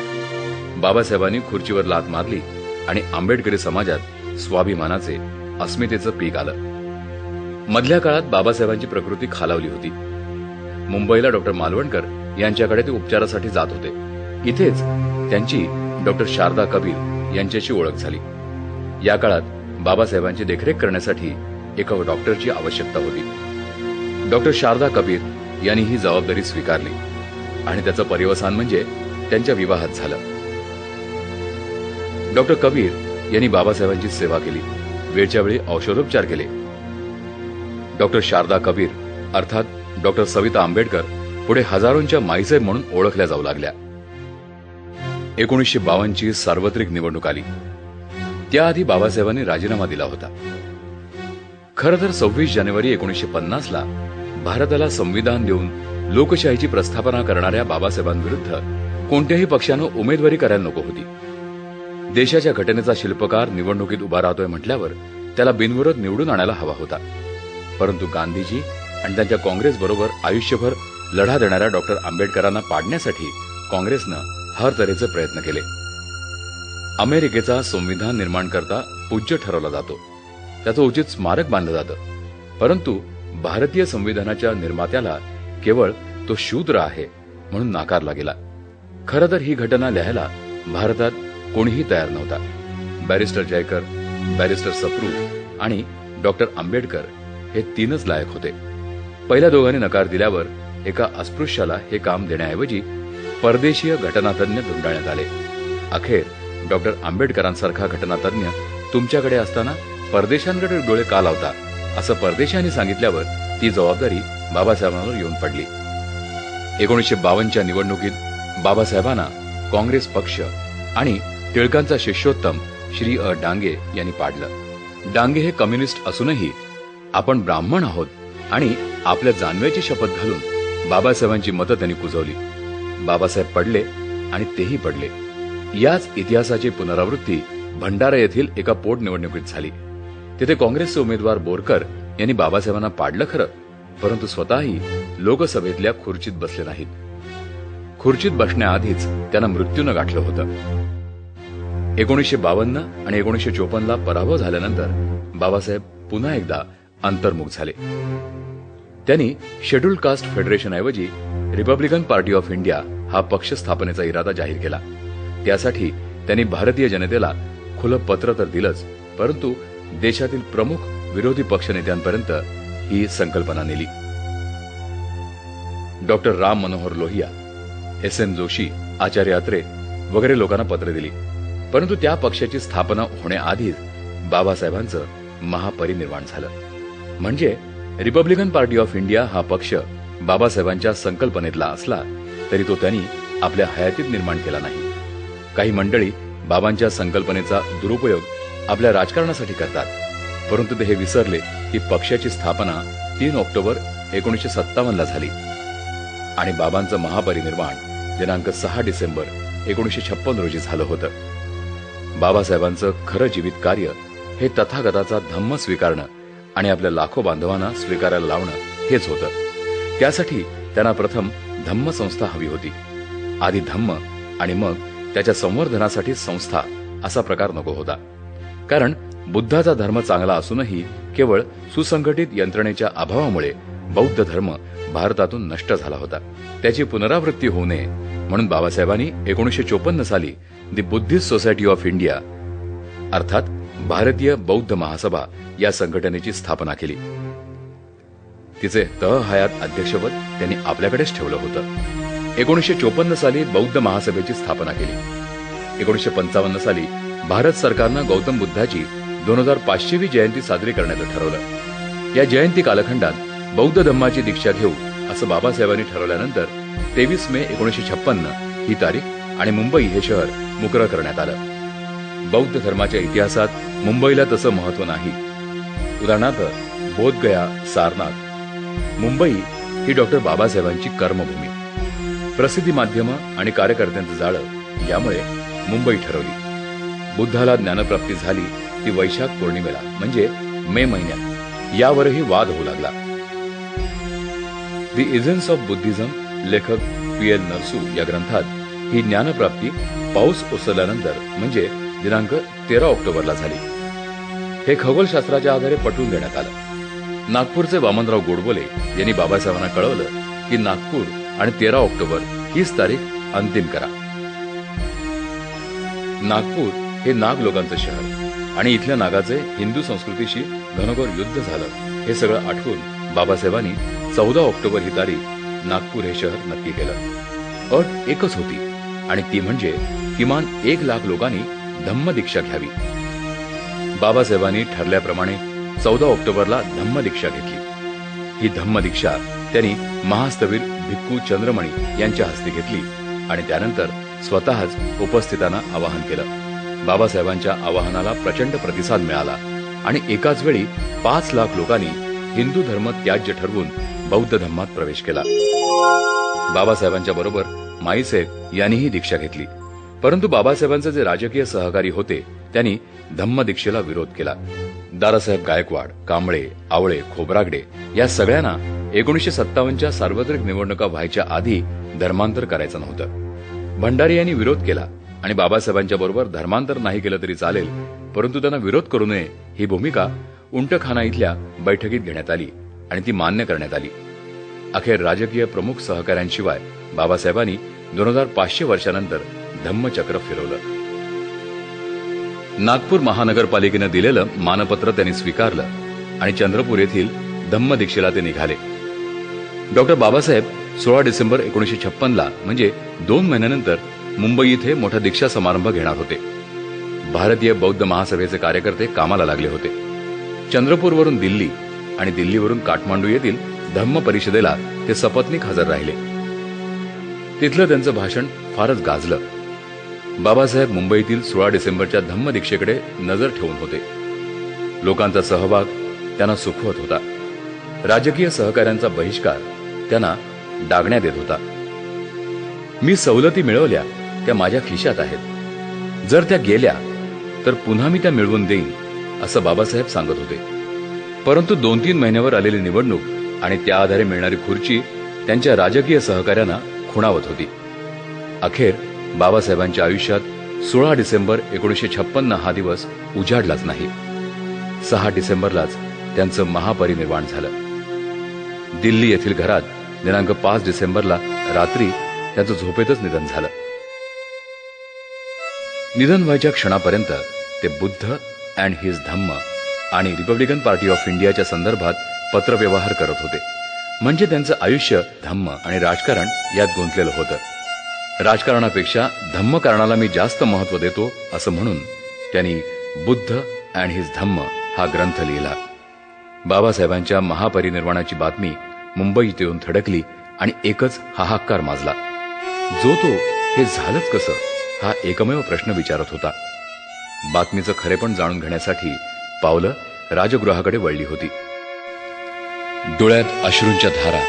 माय बहिणी धाय मोकलून रडत होत्या. त्यांच्या कडेवर तान्ही बाळ होती. त्या सगळ्यांची माय बाबासाहेब आंबेडकर यांचं खरोखरच महानिर्वाण झालं होतं. वातावरणात स्मशान शांतता होती. त्यांचा अंतिम विधी दादर इथल्या स्मशानभूमीत झाला. त्यांचं प्रेत धडाधडा पेटत होतं आणि त्या धगीत त्यांनी अस्पृश्यांसाठी दिलेल्या लढ्याचा इतिहास लोकांच्या डोळ्यासमोर पुन्हा जिवंत होत होता.